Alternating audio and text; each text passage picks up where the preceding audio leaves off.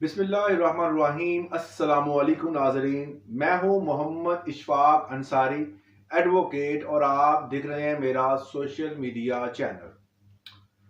आज हमने जो टॉपिक डिस्कस करना है वो है कि बंदूक के फायर से जख्म जब लगता है तो उसकी कंडीशंस और उसके ऊपर एफआईआर में हमने फायर का जख्म जो है उसको किस तरह डिटेल से बताना है। हम किस तरह अंदाजा कर सकते हैं कि बंदूक का जो शर्रा है वो कितनी दूरी से लगा है और वो जख्म जो है वो कितना गहरा होगा। अगर हम जख्म को देखकर किस तरह अंदाजा लगा सकते हैं कि किसी बंदे ने कितनी दूर से फायर किया होगा। एक तो ये फासला जो है ये हमें बताता है कि मुलजम ने कब फायर किया, तब जो है वो कितनी दूरी से किया और किस जगह पर जाके लगा। तब हकीकत ये सामने आ जाती है कि किसी बंदे ने ये खुद करवाया है, खुद साख्ता जख्म है, या किसी ने उस पर फायर किया है। तो बंदूक और जिस्म के दरमियान फासला नोट करने के लिए हमारे पास जो कानूनी तौर पर जो पैरामीटर्स हैं उसको आज हम स्टडी करेंगे। और जख्म की रंगत हमें बता देती है कि जख्म किस कलर का है, जख्म कितना गहरा है, तो फायर जो मारा गया है उसके दरमियान फासला कितना था। तो इन तमाम चीजों को आज की वीडियो में हमने डिस्कस करना है। एक आम अंदाजे के मुताबिक एक कदम तक छर्रा 1 इंच तक गहराव पैदा करता है और 10 कदम पर फायर लगे तो 10 इंच तक वो फैलाव पैदा करता है। इसको मैं आम जुबान में आपको समझाने की कोशिश करता हूं कि अगर कोई बंदा किसी के पास बंदूक है, वो उस बंदूक के जरिए 5 फुट के फासले पर खड़ा है, 5 फुट का दुरानिया है, और जब वो फायर करेगा उस फायर में से जो बुलेट्स निकलेंगी, जो छोटे छोटे दाने निकलेंगे, वो जो जख्म पैदा करेंगे उसकी जो डायामीटर होगा, उसकी जो गुलाई होगी वो 1 इंच तक होगी।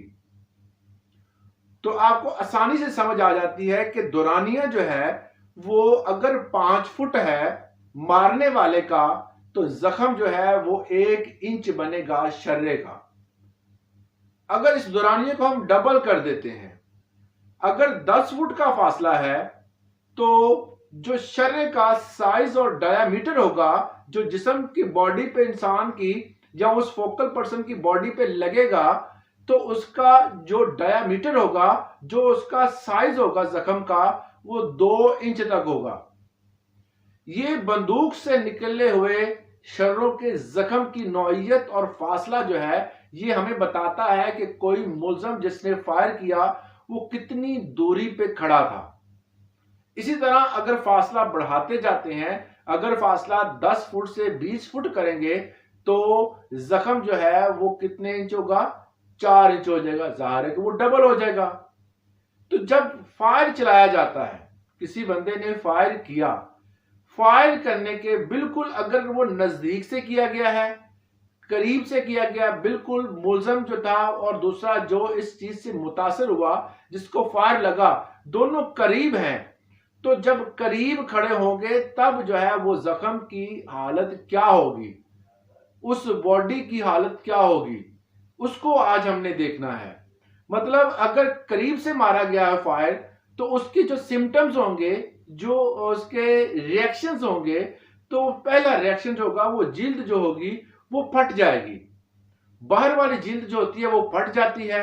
जो बॉडी के टिश्यूज होते हैं, ये बाहर वाली बॉडी जो होती है ना, इसको टिश्यूज कहते हैं। ये टिश्यूज जो होते हैं ये फट जाते हैं, मुकम्मल तौर पर ये एक लोथड़ा बाहर आ जाता है और हड्डियों के टुकड़े हो जाते हैं। जिस हड्डी पे ये लगेगा उस हड्डी के टुकड़े टुकड़े कर देगा अगर ये करीब से फायर किया गया है। उसके बाद स्किन जो है, इसके जो बाल होंगे स्किन के बॉडी के ऊपर, जहां ये लगेगा उसकी बॉडी के उस हिस्से के बाल जो है वो झुलस जाएंगे और जख्म अगर गहरा होगा तो इसका मतलब यह है कि वो उस बंदे को करीब से मारा गया है, और जख्म की नौइयत देखी जाएगी, वो कितना गहरा है, 1 इंच, 2 इंच। 1 इंच है तो फासला कितना होगा, 5 फुट। 2 इंच गहरा है, उसका डायामीटर है, तो उसका जो फासला होगा वो 10 इंच। अगर अगर उसका जो डायामीटर है उसका अगर 2 इंच है तो फासला जो होगा 10 फीट होगा। अगर उसका 4 इंच का जो है डायामीटर है तो फासला जो होगा वो 20 जो है फुट का होगा। तो फासला जो है वो डिस्क्राइब करता है इसके जख्म के डायामीटर को। इसके साथ कारतूस में जो पाउडर होता है वो जो है किसी भी जब फायर किया जाता है तो फायर जो होता है उसके गिर्द जो डायामीटर होता है उसके ऊपर उसका पाउडर लग जाता है, उसका निशान लग जाता है। अगर करीब से फायर किया गया हो तो वो फायर जो होता है उसके गिर्द जो पाउडर होता है वो नहीं जमा होता, बल्कि ब्लैक कलर का जो होता है उसके अंदर पाउडर भरा जाता है ब्लैक कलर का, वो वहां पर अपना निशान उसको जला देता है। अगर बहुत ज्यादा करीब से मारा जाए, मतलब गर्दन के ऊपर वाले हिस्से में, खोपड़ी में अगर फायर मारा गया है तो वो फायर जो होगा वो ज्यादातर उस हिस्से को उड़ा देता है, उस हिस्से को तोड़ देता है, जिससे क्या होता है कि वहां पर आपको कोई बेहतर रताई नजर नहीं आते, वहां सिर्फ राख नजर आती है वो फायर से निकलने वाली, और उसका गन पाउडर नजर आता है। इसके अलावा जो है वो आपको बुलेट का साइज, उसका जो फासला और जख्म जो है वो बेहतर तरीके से नजर नहीं आता। अगर आपके स्किन के करीब से मारा गया है, स्किन के किसी हिस्से के, मतलब नीचे वाले धड़ में अगर मारा गया है करीब से, तो अगर वो 5 फुट से कम फासले पर है तो वो उस जिल्द में सुराख बड़ा करेगा तमाम तर, क्योंकि कारतूस में छोटी छोटी बुलेट्स होती है, छोटे छोटे दाने होते हैं, वो दाने इकट्ठे होकर स्किन के अंदर धंस जाएंगे और स्किन को फाड़ देंगे, या तो वो आर पार हो जाएंगे या वो उसमें अंदर जो है वो बहुत गहरा जख्म कर देंगे।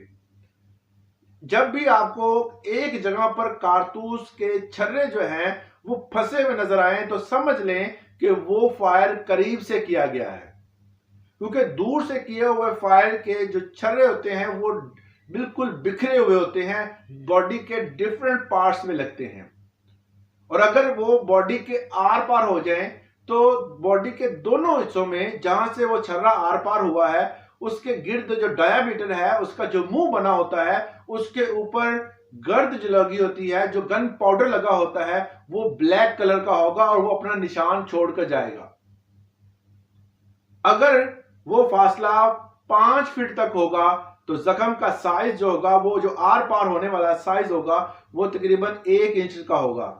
अगर 10 फीट का होगा तो उस हिसाब से 2 इंच का जो है वो साइज होगा उस छर्रे का जहां से वो गुजरा होगा। तो दोनों तरफ से अगर झुलसा हुआ है तो समझ लें कि इंटरनल पार्ट और आउट पार्ट जो है वो डिफरेंट होगा।